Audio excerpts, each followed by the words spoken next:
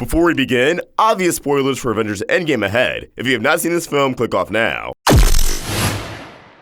Welcome back to the Roundtable. I'm Ostrich Vox, and with Avengers Endgame, I was mainly looking forward to one thing: the resolution of Captain America. How would they close out this character arc that they began all the way back in 2011? And needless to say, I wasn't disappointed. Steve going back to the past and being with Peggy was something fans wanted for a very long time, and was foreshadowed through his vision in Age of Ultron. Which, in a way, every vision in that film came true. Ragnarok happened, Tony lost his entire team, although it was his Titan team, and yeah, Steve got that last dance with Peggy. Yet, I've seen some controversy over Steve's decision, or should I say, decisions. Not only that he went back to the past to be with Peggy and returned as an old man, but because he also passed the mantle of Captain America off to Sam Wilson, aka Falcon. So I want to go over both of these plot points, why they make sense, how the whole time travel thing works for Steve, and why I personally feel like he got the perfect ending. So let's actually talk about that whole time travel to be with Peggy situation, as I've seen two key issues with this, both in terms of the plot and in terms of morality. First things first, when Steve traveled back in time to be with Peggy, is that an alternate timeline, or is it a casual time loop? The latter meaning that Steve was in the main MCU timeline for the entirety of his run as an old man in the background, which is why we never knew the name of Peggy Carter's lover and why he never appeared. This is a theory I was running with, but it's been established that not only was this an alternate timeline, but it's one they can't get into too much detail with in case it's explored later. But yes, this means when Steve went back into the past, he likely returned all the stones in the order they were achieved, which would already leave the Space Stone for last. So when he returned it in the 70s, he just sought out Peggy. He came back to her, and they lived out their happy ending. I'm assuming once Peggy passed away, that's when Steve returned to his original timeline. Essentially, he had his extended vacation, and it was time for him to go back home, living the life he gave up in order to save the world countless of times. As for how Steve somehow evaded coming out of the tunnel and made himself comfy at a bench, well, for all the countless explanations there could be, I truly think out of everything, the movie does not want you to think too much about this part in particular. It's just a classic Steve dramatic entrance. But with the plot issue settled, let's focus on the morality issue. Many people take issue with Steve going back into the past, as that means he knowingly stayed on the sidelines, as Bucky was brainwashed and used by Hydra, then Hydra infiltrating S.H.I.E.L.D., and pretty much anything else, down to disasters such as terrorist attacks. And all I really have to say is, even if he did create an alternate timeline, I think Steve still knew he couldn't mess anything up too much. That yeah, while it's an absolute tragedy some of these events still happened, he wouldn't be sure how it affects the modern world too much. Not to mention, by the time he went back in the past, he was already in the ice. So while there is a Cap living out his life with Peggy, maybe having a family and some kids, well, there's still the Cap we already know and love. The Cap who still gets out of the ice, who already went toe-to-toe with Red Skull. The Cap who lives the events of the first Avengers, Winter Soldier, Civil War, and I'm assuming, eventually, Infinity War and Endgame. So maybe there's just a string of infinite alternate timelines being created with each and every Cap going back in time. But the point stands, he went back in a point in time where there's still a version of him that comes out to save the day. Not to mention, this is Cap's happy ending. He's put his life on the line so many times, and I'm sure if he knew how things would go down on the battlefield, he probably would have put on the gauntlet for himself, snapping his fingers and sacrificing his life. That's his entire thing. All Steve did was sacrifice his life. Just by waking up in 2011, 2012, his entire life was sacrificed away. And going back to what Ultron said, that Steve needs war. Just like how Tony can't stop, Steve couldn't stop. I think by the end of Endgame, he already fought the biggest war of his life. A war for the fate of the universe. It doesn't get any bigger than that. There was no telling what would happen with the time machine. Realistically, they couldn't use it forever. Do you think Hank Pym is gonna willingly supply more Pym particles? No! I wouldn't be surprised if a third Ant-Man film goes into Hank Pym being all, oh, well, you know, they saved the world, but time is a very messy thing, Scott. We can't keep messing with it. I think it's likely that time travel, at least for the way they did it, won't be on the table anymore for future events. This was Steve's only only chance. And I think the moment he stepped on that platform, ready to return the stones, he recognized that I could come back here, or I can live the life I've always wanted to.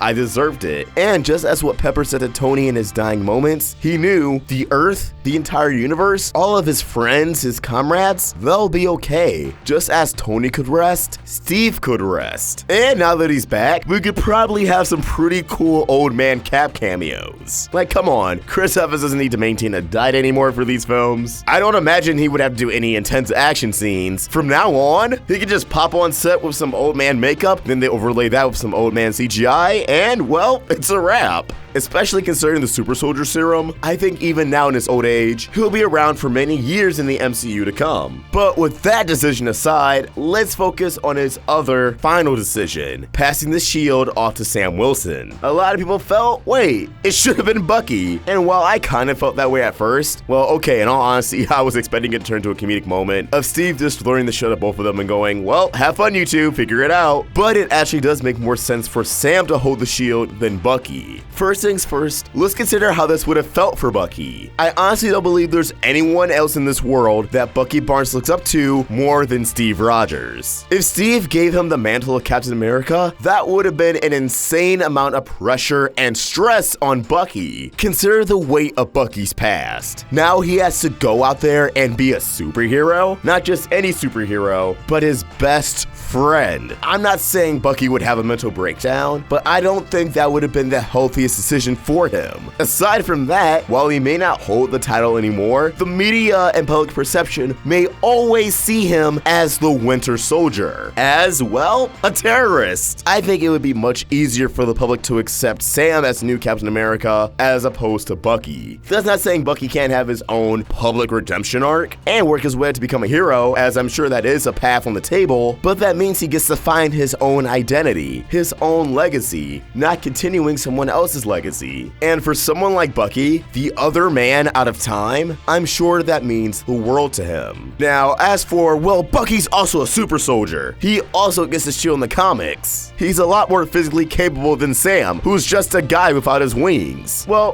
one thing, with that logic, Tony's also just a regular guy without a suit, and he saved the universe. But also, if we're ever going to question Sam's physical capability of being a superhero in the MCU, are we just going to not address the climax of Winter Soldier when he's running through a crumbling building? Are we just not going to ignore that he was a total badass in the final battle? We all saw what he did with his wings. Not only am I immensely proud of Sam Wilson, but I'm honestly excited to see what he does as Captain America in future films. Not to mention, I don't think Steve judged Sam personally on his physical attributes, but instead his personality and, the most important part being Captain America, his heart. Going into the mind of Steve Rogers, I can perfectly understand why he chose Sam. The potential he sees within him. Not to mention, Sam kind of lost his entire squad. Again, Steve's an old man. Natasha's dead. Yeah, you better give him the shield some kind of consolation prize. He really only has Bucky, who really rolled more with Wakanda than anywhere else. I mean, they call him the White Wolf, come on. But this is where I turn the conversation over to you guys. What do you think? Do you agree with Steve's choices? Do you still have any issues? Why or why not? Let us know in the comments below, or tweet your thoughts at Roundtable Vids. And for more of my own thoughts, you can find me at AustrickVox. We're also on Instagram. Help Roundtable grow by either becoming a member of this channel or supporting us over at Patreon. Link in the description. If you enjoyed this video, please sort of like and subscribe to the Roundtable for more great content. Thank you for watching, and I hope you have an awesome day. AustrickVox out.